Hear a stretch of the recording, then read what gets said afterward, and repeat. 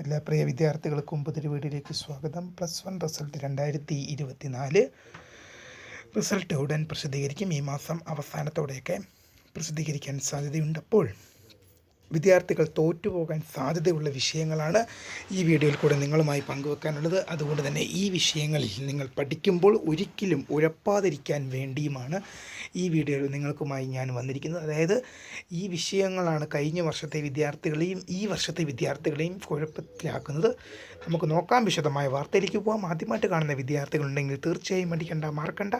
Channel subscribe ചെയ്ത് കൂടെ പറയാൻ പ്രത്യേകം ശ്രദ്ധിക്കുക.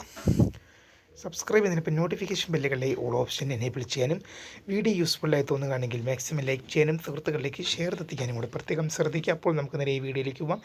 വീഡിയോയിലേക്ക് പോകുന്നതിന് മുമ്പേ നമ്മുടെ ചാനലിൽ വീഡിയോ കാണുന്ന 100 വിദ്യാർത്ഥികൾ വീഡിയോ കാണുമ്പോൾ 10 പേർ പോലും ചാനലൊന്ന് സബ്സ്ക്രൈബ് പോലും ചെയ്യുന്നില്ല. പ്രിയ വിദ്യാർത്ഥികൾ അങ്ങനെ ആവരുത്. തീർച്ചയായും സബ്സ്ക്രൈബ് ചെയ്യുക. നോട്ടിഫിക്കേഷൻ ബെല്ലുകളിലെ ഓൾ ഓപ്ഷൻ എനേബിൾ ചെയ്യുക. വീഡിയോ യൂസ്ഫുള്ളായി തോന്നുകയാണെങ്കിൽ മാക്സിമം ലൈക്ക് ചെയ്യുക, സുഹൃത്തുക്കളിലേക്ക് ഷെയർ എത്തിക്കുക. അപ്പോൾ നമുക്ക് നേരെ ഈ വീഡിയോയിലേക്ക് പോകാം. +1 റിസൾട്ട് 2024 ഈ മാസം അവസാനത്തോടെ പ്രസിദ്ധീകരിക്കും. അപ്പോൾ തോറ്റുപോകാൻ സാധ്യതയുള്ള വിഷയങ്ങളാണ് ഈ വീഡിയോയിൽ കൂടെ വിദ്യാർത്ഥികളുമായി ഷെയർ ചെയ്യാൻ പോകുന്നത്. സയൻസ് വിദ്യാർത്ഥികളെ സംബന്ധിച്ച് മാത്സ് പരീക്ഷ അവർക്കൊരു ബുദ്ധിമുട്ടായിരിക്കും. കാരണം +1 പരീക്ഷ കഴിഞ്ഞപ്പോഴേ വിദ്യാർത്ഥികളുടെ ഭാഗത്തു നിന്നൊക്കെ പറഞ്ഞിട്ടുണ്ടായിരുന്നു മാത്സ് ബുദ്ധിമുട്ടായിരുന്നു. അപ്പോൾ അതുകൊണ്ട് തന്നെ മാത്സ് പരീക്ഷ നിങ്ങൾക്കൊരു ബുദ്ധിമുട്ടാകാൻ ചാൻസ് ഉണ്ട്. പിന്നെ ഹ്യൂമാനിറ്റീസ് എടുത്ത വിദ്യാർത്ഥികൾക്ക് ഏറ്റവും കൂടുതൽ ബുദ്ധിമുട്ടാകുന്ന 2 വിഷയങ്ങളാണ്. ഒന്ന് ഇംഗ്ലീഷും എക്കണോമിക്സും എന്ന് പറയുന്നത്.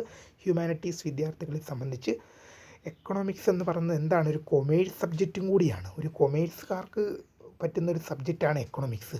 ഹ്യൂമാനിറ്റീസ്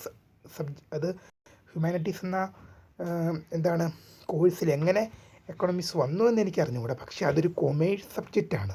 അതുകൊണ്ട് തന്നെ വിദ്യാർത്ഥികൾക്ക് എന്ത് ചെയ്യാം, ഒരു ബുദ്ധിമുട്ട് വരാൻ സാധ്യതയുള്ളൊരു വിഷയമാണ് നിങ്ങൾക്ക് എക്കണോമിക്സ് എന്ന് പറയുന്നത്. അതിലും നിങ്ങൾക്ക് ബുദ്ധിമുട്ട് വരാൻ സാധ്യതയുള്ളൊരു മറ്റൊരു വിഷയമാണ് ഇംഗ്ലീഷ്.